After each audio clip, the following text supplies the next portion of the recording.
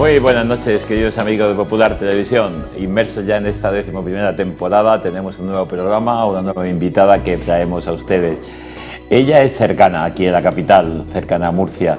Es una mujer de pueblo, una mujer de parroquia, una mujer que se ha movido y que ha sido inquieta desde muy pequeñita y muy cercana a la parroquia. Ella es María Dolores Avellán Nicolás, pero bueno, si estamos en su pueblo, en Monteagudo, que es la veranía de Murcia, a ella la conocen por la hija de la Antoñica la Blanca. Es así, ¿no? Sí, señor. María Dolores. Sí, señor. Buenas noches. Buenas noches. ¿Qué pasa? En los pueblos, lo típico, ¿no? La gente se conoce por el apodo familiar, que a veces son un poco llamativos y otras veces pues agradan, sí. ¿no? En realidad en los pueblos nos conocemos por los apodos. La verdad, unos son muy graciosos y otros te parece mentira que le digan ese apodo. Pero es una lástima que eso se vaya perdiendo, porque ya claro, normalmente la gente vamos falleciendo, algunas, y la gente joven a lo mejor no entiende eso, porque no es lo mismo un apodo que un mote. Un mote parece una cosa despreciativa, pero un apodo es una cosa cariñosa. Aunque sea un apodo feo, es un apodo cariñoso. Y de hecho eso te gustó tanto y te llamó la atención que hicisteis con otro compañero un estudio de los motes, perdón, de los apodos en Monteagudo, ¿no? Sí, nos juntamos unos compañeros, una chica muy amiga mía y yo, y empezamos a decir, oye, ¿por qué no podemos hacer esto? Entonces juntamos un grupo y lo pusimos haciéndolo, hicimos 60, fuimos visitando a las personas a sus casas, primeramente anotábamos los motes, ahí también me equivoqué yo, los apodos, y entonces íbamos a sus casas. Y como eran personas mayores, estaban muy ilusionadas, nos sacaban fotografías de su época y nos contaban las cosas. Aprendiste un montón de la historia del pueblo. Aprendimos muchísimo, muchísimo, muchísimo. Y si usted hubiera visto la gente con la alegría que nos lo contaba, sacando todas sus fotografías, enseñándonos todo lo que tenía en su casa. E inclusive la llevamos a televisión, que ella nunca había visto un programa de televisión y estando dentro de un plato de televisión. Y se pusieron, pues bueno, unos mejores trajes para ella que se la vieran. Entonces después, gracias también a la Junta Municipal y al Ayuntamiento y la coordinadora del centro, que nos ayudó también muchísimo, pues entonces hicimos un evento allí, una semana cultural, y fue cuando nosotros presentamos el libro que se llama Los apodos de Monteagudo. Muy bien. Bueno, vamos a irnos a la infancia. Vámonos a ir. Tú eres la pequeñita de 3 hermanos, sí. Hermano y hermana, ¿no? Sí, sí, ahí. Y tú has vivido pues la fe en la casa como cosa natural y desde pequeña, ¿no? Sí. Tus padres ya fallecieron, pero ¿cómo recuerdas tu infancia y la iglesia y el pueblo? Porque tú recordas la iglesia antigua, las transformaciones que ha habido, la iglesia nueva, todas esas cosas. Ahí ya has trabajado y has estado dando el callo, ¿no? Sí, pues sí. Pues mire, nosotros hemos nacido en una familia humilde, pero muy cristiana, gracias a Dios. Hemos vivido la fe, pero muy cristiano, aunque mi padre no era practicante, pero él nunca nos ha dejado como apartados de la iglesia, sino siempre nos ha llamado, oye, que se te hace tarde, cuando vaya a hacer la comunión, nunca nos ha dicho, oye, la catequesis, oye, tal esto, de otro. Siempre nos ha acompañado a lo que es cosa. Él era creyente, pero no practicaba, pero estaba pendiente de que vosotros no fallarais. Exactamente. Entonces nosotros, mi madre también estaba siempre en la parroquia y era cantora, porque también mi abuelo y todo eso eran auroros, la campana era auroros de Monteagudo. Mi abuelo era auroro, mi abuela tocaba las postizas, bueno, no hemos vivido en una familia religiosa, pero siempre con música también. Y entonces, pues claro, nosotros hemos vivido la fe cristiana y desde muy pequeña, pues casi hemos vivido dentro de la iglesia, casi, porque yo vivía al lado de la iglesia. Es lo mismo. Entonces, tengo una amiga que también vivían al lado de la iglesia y viven todavía, que siempre la familia de sus padres eran pues igual que nosotros y siempre estábamos jugando en la iglesia. Era como vuestra casa. Como nuestra casa. El salón de Entonces, casa. formamos un coro, después conforme íbamos haciendo más grande, íbamos formando más cosas, hicimos también lo de las hijas de María, cantábamos en la parroquia todos los domingos, y bueno, es que mi madre también era antes se llamaba también la adoración nocturna, que también la fundó un tío mío, que ahora todavía sigue con otras personas. Y nosotros siempre hemos estado dentro de la iglesia. Y para mí la iglesia es como si fuera, no sé, un rincón de mi casa. Porque si no estoy en ella parece que me falta algo. Me falta algo. Y aparte tengo la suerte de vivir, y he vivido en la Cuesta de San Cayetano, que es el patrón de Monteagudo, y junto al lado del Corazón de Jesús. Que para un vecino de Monteagudo y para muchos de la Huerta, y yo he visto y he ido a casas a bendecir casa de algún amigo, un matrimonio joven, y han construido la casa en la huerta de tal modo que el dormitorio tenían una ventana, que abrían la ventana y tenían justo enfrente como si fuera un cuadro, y era la realidad el Corazón de Jesús al fondo. Pues ahí pasa en mi casa lo mismo también. Yo duermo en una habitación donde abro la ventana y veo el Corazón de Jesús. Pero a mí el Corazón de Jesús, tengo muchísimas anécdotas de él, porque compré una casa, que es donde vivo, que estaba vieja, y mi padre, como era albañil, pues se metió y estuvo haciendo allí obras, y de pronto se encontró un cuadro grande del Corazón de Jesús. Y vino corriendo y me llamaba a mí Loli, y dice: Loli, me acabo de encontrar un Corazón de Jesús en el escombro. Digo: ¿no lo habrás tirado? Dice: ¿cómo lo voy a tirar? Dice: ese para ponerlo en la habitación de la cama. Y lo tengo puesto. Porque conforme tú lo miras, este está mirando a ti. Es igual que pasa cuando yo abro la ventana y veo el Corazón de Jesús. Entonces, cada uno pues tiene la devoción a una imagen, pero a mí el Corazón de Jesús y la Virgen de la Fuensanta es el centro de mi vida y de mi casa. Nosotros no somos 3 personas en mi casa, nosotros somos 5. Está el Corazón de Jesús, la Virgen de la Fuensanta, o llámese cualquier otra imagen, pero es la Virgen. De la Virgen. Mi marido, mi hijo y yo.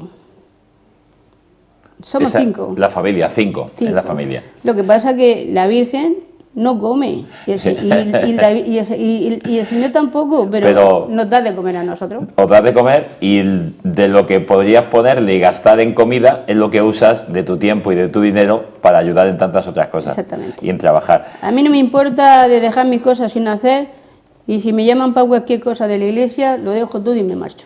Yo decía que tú eras inquieta y has sido inquieta siempre y no has parado, porque cuando eras una niña ya te pusiste a trabajar, pues por tu cuenta y riesgo. Pues ¿Qué hiciste? A ver, ¿qué te inventaste? Bueno, yo no me inventé nada, sino simplemente que yo, cuando estaba en el colegio, que me salía a los 14 años, estudié en el Colegio Jesús María, la filial que entonces se llamaba, ¿y quién me iba a decir a mí que en el colegio los mismos jesuitas me iban a poner a mí esta medallica que llevo aquí, que esta medallica que llevo aquí, me la pusieron los jesuitas. Cruzadas eucarísticas. Cruzadas eucarísticas. Sí, esta foto es del colegio. Ahí no me había dado cuenta. Pues sí, mira, aquí estoy yo. Ahí está. La gafa estoy yo.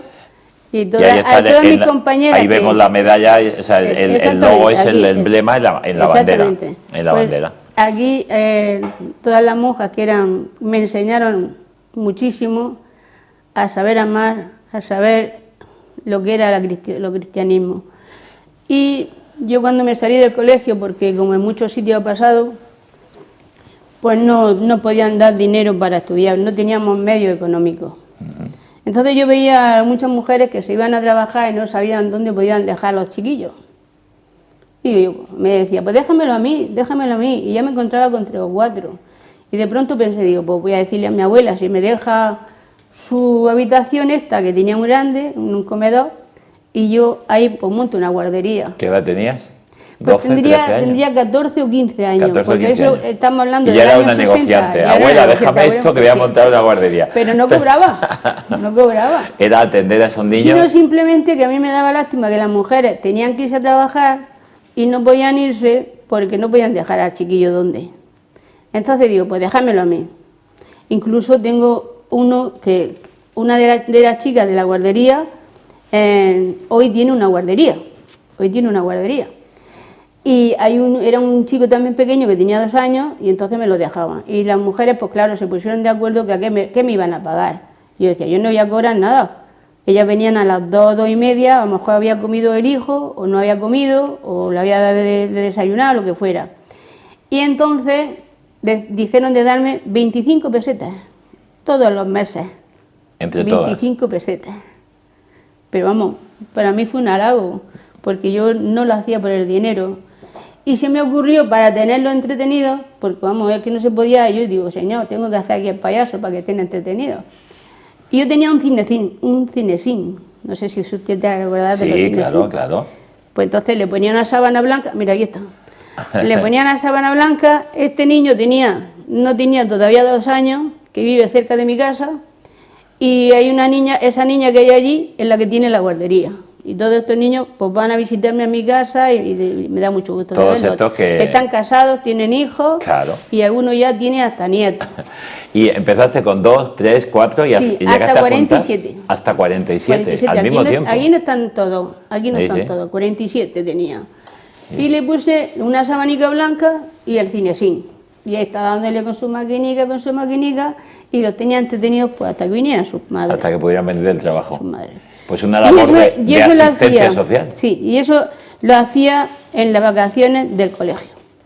En el mes de septiembre, cuando nos damos vacaciones en junio, hasta septiembre. Y sus madres podían irse a trabajar o al campo o a hacer faena Fuiste una adelantada de las sí, actividades extraescolares. pero es que no tenía título. Y de Si lo llegas a saber ahora, vamos, pues que me denuncia, de seguro. las actividades extraescolares y de los, como llaman actividades de verano para Sí, entretener claro, a los para niños entretener. fuera de las escuelas de verano. Escuelas de verano. ¿Y en qué momento conoces a tu marido? A ver, ¿cómo fue la historia? Bueno, pues la historia también fue un poco muy interesante. Después de esto, si me permite, una vez una señora me vio de allí del pueblo, estábamos en misa, y me vio y me dijo que si me quería ir a trabajar a su casa. Yo tenía entonces 14, 15 años. Y le dije, pues sí, y me fui a la central telefónica que había en Monteagudo. Porque antes no habían automáticos, no habían, era a través de la centralita. La operadora, páseme con tal número, dígame... Ahora, mi obligación, por supuesto, era oír, ver y callar. Eso siempre lo he tenido presente. Y le dije, bueno, pues me voy. Pues no tenía otra cosa, tenía que trabajar y me voy. Me estuve allí 4 años. Y las casualidades de la vida, porque siempre las hay, pues pusieron una empresa que se llamaba, si puedo decir el nombre, se llamaba Pepsi-Cola. De Pepsi-Cola. Sí. Entonces resulta que como yo le daba servicio al dueño de la empresa que estaban haciendo, pues me dijo que si quería trabajar. Digo, pues estoy trabajando, pero si usted quiere que vaya, me vea, quiere trabajar, pues yo me voy. Pues fui y me dijo que si quería trabajar, que mañana mismo podía empezar a trabajar. De telefonista, recepcionista, ahí estoy. Está. Recepcionista. Recepción, sí, telefonista. Mire, el año 84 cuando yo me casé. Y un poco de administrativa. Y un poco de administrativa. Entonces me dijo el hombre, dice, ¿cuánto quiere usted ganar? Digo, hombre, eso no es cosa mía. Eso no es cosa mía. ¿Para qué me lo que usted cree? No puedo, hoy día no se maneja sin la vida la gente. Pues, madre mía, pues mire usted, no tenía ni carnet de identidad, no tenía seguridad social, no tenía de nada. Y en una semana me lo hicieron todo. Duré 11 años. Y ahí en esos 11 años, pues como era la recepcionista y el jefe de personal, pues llegaban allí metimos a 97 personas, 97 familias del pueblo a trabajar. Y pasaban por ahí y claro, como a mí ya me conocían, pues entonces el jefe de personal me decía, tome usted nota y me dice más o menos los hijos que tiene, en qué situación están, la situación familiar, para meterlo o no meterlo. Entonces se metieron a 97 personas. Y las casualidades de la vida, porque bueno, pues uno cuando es joven, pues tiene de vez en cuando un pretendiente o no tiene o lo que sea. Alguno tuve, pero llegó que hoy es mi marido a pedirme trabajo. O sea, te lo pedían a ti, pues en lugar de pedirlo al jefe, porque tú eras el intermediario, tú eras el que decías, y llegó porque conocías a la gente. ¿Qué quiere usted? Pues nada, que venía, que necesita un chico para trabajar en Cartagena, porque mi marido es de Cartagena, y venía a pedir si me podían apuntar para presentarse. Y le tomo la nota y tal, y se lo llevo al jefe de personal. Él se sienta mientras mejor, estaba esperando, y voy al jefe de personal y le digo, mire usted, ahí hay un chico que viene de Cartagena, que necesita trabajo, y te quiero tomar los datos. ¿Qué hacemos? Dice, ¿usted cómo lo ve? Digo, pues yo veo un chico normal y corriente, parece ser que es buena persona, pero yo no le puedo decir porque no lo conozco. Dice, pues dígale usted que pase. Entonces pasó al jefe de personal, lo llamó, le dio los datos y a partir de la semana siguiente pues empezó a trabajar en Cartagena. Hasta la fecha. Después nos casamos en el año 84, tuve un hijo en el año 86 y cuando nos despidieron a todos, porque ya la empresa cayó, desapareció. Pues desapareció todo. Entonces tuve una temporada trabajando en el ayuntamiento, pero fue cuando yo estaba embarazada de mi hijo y decíamos, ya quedé en el ayuntamiento, tenía que ponerme a hacer oposición y todas esas cosas y al hijo hay que cuidarlo y hay que respetarlo. Entonces decidimos montar una librería. Entonces montamos la librería hasta la fecha, en el año 87, hasta la fecha que estamos ahí y estamos todos juntos. Hay 35 años hasta que te has jubilado tú hasta por que edad. me he jubilado, pues mira. Y ahora la lleva tu hijo, como tú dices, hijo, modernizándola, metiendo web, páginas, etcétera, etcétera. Sí, pero una librería que es, por eso ahora mismo tú ya no eres, a ver, tú eres la hija de la Conchica, de la...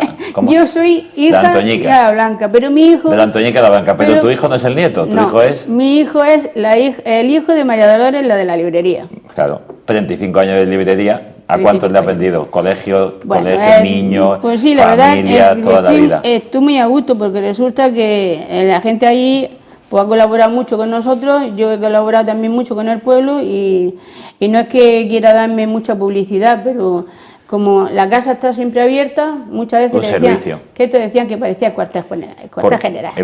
Porque la librería la tenéis en tu casa. Sí, la tenemos en nuestra misma casa. Entramos por la misma librería porque la casa es pequeña, no tenemos ningún palacio porque nosotros somos normales y corrientes, pero entramos por el mismo sitio. ¿Quién es este? Aquí dentro de una olla. Este es mi hijo. Pues si usted supiera eso, ¿por qué? Y el otro día se lo dije a mi hijo cuando la pusimos. Resulta que ahí se me había muerto mi padre. Y esa olla era grandísima, cuando yo la compré y que todavía la tengo. Y dice mi padre, si aquí cabe el crío. Y no lo puse, pero el día que mi padre se murió, ahí hicieron muchísimas albóndigas, como se suele hacer cuando vienen los vecinos a hacer cosas. Y digo, pues ahora te voy a meter. Como homenaje al abuelo. Como homenaje al abuelo. Él dijo que cabías tú, que entrabas ahí en la olla. Ahí te voy a meter yo en la olla. Y por eso esa foto la puse ahí. Y mientras tanto... Que no lo sabía él, se lo dije cuando la pusimos. No lo había visto. Sí, verla sí la he visto, pero no sabía por qué estaba. El por qué. Decía que desde la librería, pues un servicio al pueblo, un servicio... Y todo esto sin perder tu vinculación con la parroquia. Por supuesto. Catequista, coro, hijas de María, etcétera. ¿Has cantado en el coro? Sí. En el Señor de la Antigua, que es el nombre de la parroquia. Sí. En el grupo de coros y danzas, en tantas actividades de ese tipo. Y eso forma parte de tu vida, o sea, no te entiendes sin eso. No, yo no puedo estar en mi casa, me gusta ver la tele, pero yo no puedo estar en mi casa viendo la tele. A mí me gusta estar viendo mis cositas que tengo guardadas como recuerdo de todo el pueblo y como recuerdo de mi eso. Nosotros formamos entre una compañera como la Asociación de Amas de Casa y también Centro de la Mujer, de cuales muchas de ellas son las que me ayudan a preparar todas las cosas del corazón de Jesús, que estoy muy agradecida con ellas. Porque tú estás un poco dentro de la organización de la peregrinación o marcha, mejor, la marcha diocesana, que se ha retomado después de, llevamos 30 años, me parece, desde que se recuperó la marcha al corazón de Jesús ese viernes. En el año 91 fue la primera marcha después de dos lazos, bueno, fue después de tirar la imagen del Sagrado Corazón primero, después vinieron los Boy Scouts que hicieron una marcha al Sagrado Corazón de Jesús, que la misa le hicieron en la parte de delante de la imagen, que esa se le enseñaré después la fotografía. Ahí, y resulta que después ya se hizo un parón y entonces empezó en el año 91. 91 de nuevo, los padres jesuitas. Con don José Manuel. Esta es la de este último año. Esta es la de este año. Con los jesuitas que han pasado muchísimos por allí, de cuales tengo mucho aprecio. Empezó el padre José Manuel, que fue en el año 91, y la misa primera la hizo don Javier Azagra. Después estuvo don Manuel Ureña y don Jesús de Marco, que también me parece que mandó una fotografía de Jesús Marco. Y yo tengo mucho que agradecerle, por supuesto, y me ha dejado marca también a don Alfonso Sánchez, que fue el protagonista, que me llamó a mí, junto con los jesuitas, para yo si quería ayudar al pueblo a empezar otra vez a organizar la peregrinación que hacemos y la marcha al Sagrado Corazón de Jesús. Y eso entonces yo le dije que contara conmigo para todo, mientras que viviera, aunque fuera con las piernas arrastrando, yo le ayudaría. La verdad que son miles y miles de personas, depende también del año, lógicamente, de la fecha como coincide. A veces, como tú me comentabas un poco antes de comenzar nosotros este programa, coincide ese viernes, que es el viernes Corazón de Jesús, el viernes siguiente al Día del Corpus. Sí. Y claro, a veces coincide que al día siguiente o esa tarde ya han salido autobuses y los aviones y tal, y antes el tren de la Esperanza para Lourdes. Claro. Mucha gente, lógicamente, pues, hubiera ido, hubiera estado, y a veces se crea un poco, baja un poquito el número. Sí. Pero 2.000, 3.000 personas, 4.000 personas. 4.000 personas. Aquí tenemos esto saliendo desde la Plaza de Santo Domingo, la iglesia de los jesuitas en Murcia. Sí. Y jóvenes, mayores, y es un camino, la verdad, muy bonito, con muy meditaciones, bonito, ¿no? Este chico también es de ahí, de Monteagudo, que también está muy vinculado a la parroquia, y muchísima gente, incluso el estandarte que llevamos es de allí del pueblo, de la camarera de la parroquia, de la camarera del Corazón de Jesús, y él también está vinculado mucho a la parroquia, y vamos, y yo me hizo mucha ilusión el primer año cuando vi 4 o 5.000 personas que iban, pero a mí ahora, sobre todo últimamente, me hace mucha ilusión la gente joven. La gente joven que participa también mucho. Participa mucho. Porque a mí me da mucha alegría cuando yo por la mañana llega el viernes del Corazón de Jesús y a mí en mi casa no me ven. Es un día de para mí, es a mí no buscarme. Hay que preparar todo. No buscarme, las sillas, el altar. No, pero cada vez que tengo muchísimas cosas del Corazón de Jesús, porque mire, mi padre se murió el día del Corazón de Jesús. Se puso malo el día del Corpus y se murió el día del Corazón de Jesús. Y ya no solamente de eso, sino que para mí el Corazón de Jesús es el Corazón de Jesús. Y yo, cuando llega ese día, a mí que no me busquen en mi casa, porque sabe mi marido que no voy a estar. Como dice que te encanta mucho repetir, el himno del Corazón de Jesús que escribió pues sí, Alfonso. Porque me gusta mucho, porque mire, como dice la frase, en la frase dice el faro que alumbra la huerta, y es la seguridad. El Corazón de Jesús es el faro que alumbra la huerta.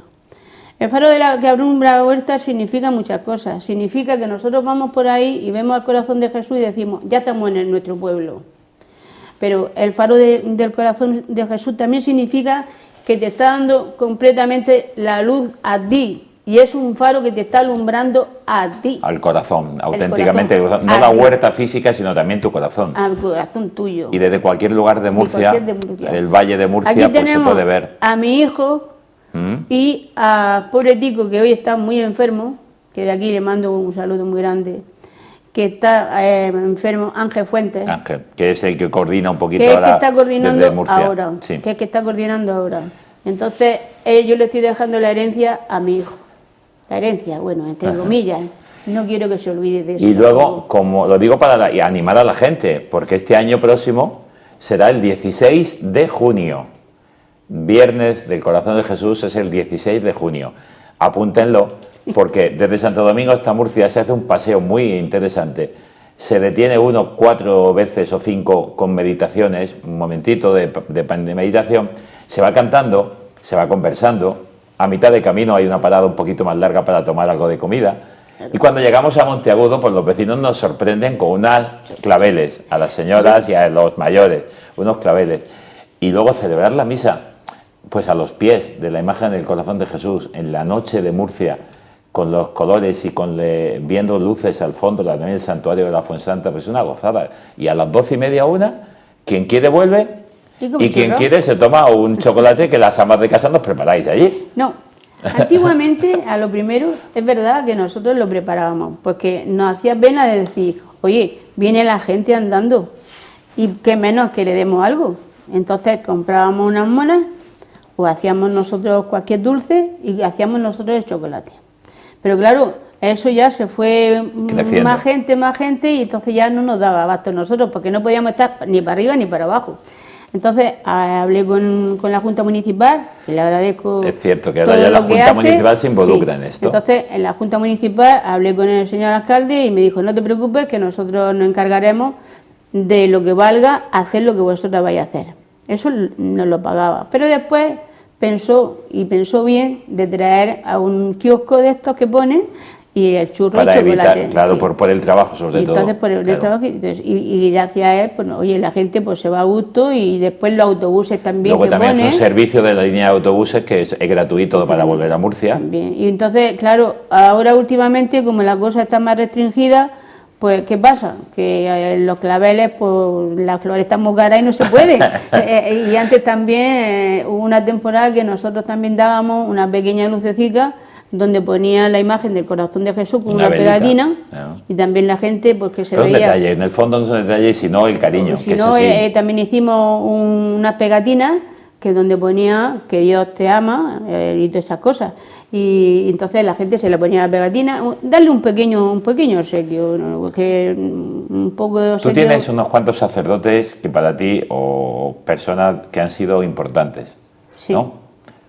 A ver, ¿quién? Pues mire, en primer lugar, a mí me marcó mucho la vida de sacerdote del Padre Miguel. Miguel Conesa. Miguel Conesa. Además vi el programa aquí también, porque resulta que yo a ese sacerdote no lo conocía, sino que yo iba siempre a la iglesia, a la catedral, y a mí me gustaba confesar en la catedral. Y un día vi al sacerdote y lo miré, y me pareció ver un ángel, no sé, un ángel, me pareció verlo. Y confesé con él. Y fue la primera vez que lo hice con él. Pero yo sentí en mi interior una cosa que no sé explicarla, me dejó con una paz interior profunda, total. Y a los 2 meses así volví ahí otra vez. Y volví a confesar con él. Y así he confesado varias veces. Ya lo tomaste como director espiritual. Lo tomé como director espiritual. Pero no solamente eso, sino cuando me salí del confesionario, me puse delante de él y le dije, es usted un buen sacerdote. Va como deben de ir los sacerdotes, con su roquete, su sotana negro, y no cambie usted nunca. Y le dije, Dios le bendiga. Bueno, eso pasó así. Pero es que resulta que después era íntimo amigo de mi hijo. Y de Asensio, por supuesto, sí. También. Porque Asensio del pueblo. Del pueblo. Y además es de la misma edad que mi hijo, que han estudiado juntos. Y él, pues yo le tengo mucho aprecio a él. Y él, pues en la casa mía es como si fuera la suya. Y ya empezamos con otra amistad un poco más fuerte. Que inclusive don Miguel ha estado en mi casa muchísimas veces. Y ya lo tenía como uno más de la familia, uno más de la familia. Las casualidades de la vida sí. Que existen. No existen las casualidades, es la providencia de Dios. Pero existe. Y como se nos termina el tiempo, quiero que me hables, porque yo alguna vez te he dicho, tú me lo has recordado, tú eres muy fan ¿de quién? De Monseñor Carlos Amigo. Carlos Amigo, cardenal sí. De Sevilla, que ha fallecido sí. Hace poco tiempo, sí. Pero yo te decía, porque lo perseguías por todos sitios, donde venía a Murcia, cada vez que iba, en coche o en autobús, allí ibas. Me acuerdo que cuando vino por primera vez, que vino a Cartagena, estaba lloviendo a Manta, y me dice mi hijo, mamá, yo quiero ir a ver a Carlos Amigo, y yo también quiero ir, digo, pero mira cómo está lloviendo. Pues nos vamos en el autobús, cogimos, y pues no irnos nosotros solos, llamo a mi hermana, y le digo, nos vamos a Cartagena, pero estoy loca, ¿cómo vais a Cartagena? Nos vamos a Cartagena, a ver Carlos Amigo. Y nos fuimos, digo, y después como nos venimos, y llama a un sobrino mío, y digo, oye, nos vamos. Digo, ¿tú quieres ir a recogernos? Dice, pues claro que voy a recogeros. A mover a la gente, sí, a mover. Y nos fuimos, nos paramos en la estación de autobuses, cogimos nuestro paraguas y nos fuimos lloviendo a Manta. Pero es que cuando yo vi entrar a Carlos Amigo por el pasillo, con el silencio que iba y con todas las cosas como iba el pobre, tan serenico, parecía que estaba en la gloria. Digo, no he perdido el viaje. No has perdido el viaje, te gustaba, claro. Después vino aquí y dice mi hijo, mamá, va a la universidad, a los GAN. ¿Nos vamos? Pues vámonos. Pues claro. Y entonces pasó usted por el pasillo y nos miró a los dos y dice, pero ¿qué hacéis otra vez aquí? Claro. Otra vez aquí. Porque resulta que nosotros tenemos una fotografía que estamos en la puerta de la sacristía de Cartagena, sí, de Santa María. Sí, Santa María. Y yo le dije a usted, queremos hacer una fotografía con don Carlos Amigo, ¿podemos hacérnosla? Dice, esperar un momentico. Y entonces salió usted y nos hizo por la fotografía. Pues eso es. Pues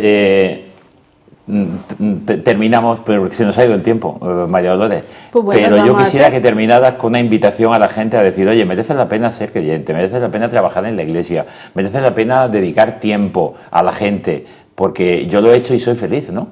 A ver, sí, invítanos. Pues yo invito a la gente que por muchas preocupaciones que tenga, porque todo el mundo tenemos enfermedades, preocupaciones, todo el mundo tenemos en nuestras casas muchas cosas, pero si no pones en el centro de tu vida al Señor, olvídate de todo, porque es el que te puede ayudar, es el que te puede dirigir, Él es el que tiene la esperanza que te la va a dar a ti. Y si tú no tienes al Señor en el centro de tu vida, pues todo se tambalea. Todo para atrás. Todo. Ese es mi pensamiento. Y como me va bien, el Señor es el centro de mi vida. Ahí Corazón estoy. de Jesús. En vos confío. Y el San Cayetano. Ahí tenemos a San todos. Cayetano, porque es que yo también soy, llevo 22 años secretaria de la Hermandad de San Cayetano. Pues ahí tienes tu Corazón de Jesús y San Cayetano Pues, y de fiesta. ya sabe que le invito a la gente que no, vamos, que no pase pena, que por muchos peligros que pasemos, el Corazón de Jesús lo tenemos siempre a nuestro lado. En La vos Virgen confío María, en y vos no nos confío. falla. No nos falla. Pues María Además, Dolores. el Corazón de Jesús nunca falla. Hubo una vez una señora de estas, de la espontánea, que tenía un marco, yo le he dicho ahora que me ha recordado usted, un marco con un Corazón de Jesús que ponía, el amigo que nunca falla. Y no sé qué me pasó a mí, cosas que pasan. Y yo digo, ay, Corazón de Jesús. Dice, ay, el Corazón de Jesús te ha fallado. Digo, no me ha fallado. No me convendría. No era necesario, no tenía que ser eso. Pues ya lo que Dios quiera. Pues que muchísimas Corazón de Jesús gracias. no falla. Loli, María Dolores. Me da igual lo que usted me diga. Muy buenas noches y gracias por invitarme al programa. Pues gracias a ti por venir y estar con nosotros en este momento. Muchas y a ustedes, gracias. señores y señores, muchas gracias que nos han seguido todo el programa. Y si no, pues ya saben, búsquelo en YouTube, que lo tenemos el programa ya desde mañana mismo estará puesto. Pues bienvenidos a Vidas con Luz y nos vemos el próximo miércoles, si Dios quiere y ustedes lo desean. Buenas noches.